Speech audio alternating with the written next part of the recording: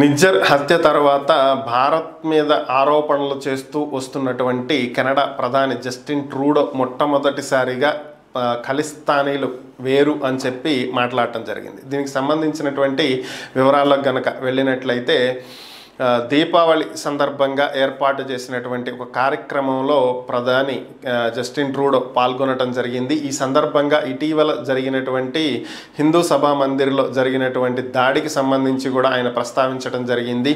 సిక్కులు వేరు, ఖలిస్తానీ వేర్పాటువాదులు వేరని, ఇద్దరు ఒకటి కాదని, చాలామంది సిక్కు కమ్యూనిటీ వేరుగా ఉన్నారని, ఖలిస్తానీ వేర్పాటువాదులు మాత్రం వేరుగా ఉన్నారని, వీరు కెనడాలో చాలా అరాచకాలు సృష్టించడంతో పాటుగా హిందువుల మీద, సిక్కుల మీద, ఆలయాల మీద ఎలాంటి దాడులకు పాల్పడుతున్నారని, ఇక్కడ మతపరమైనటువంటి అంశాలను రెచ్చగొట్టిన, వేర్పాటువాదాన్ని రెచ్చగొట్టిన, దేశ సమగ్రతకు భంగం కలిగించే విధంగా ఎవరైనా సరే వ్యవహరిస్తే ఉపేక్షించేది లేదు అంటూ ప్రధాని జస్టిన్ ట్రూడో మొట్టమొదటిసారిగా ఖలిస్తానీ వేర్పాటువాదులకు వ్యతిరేకంగా మాట్లాడటం జరిగింది.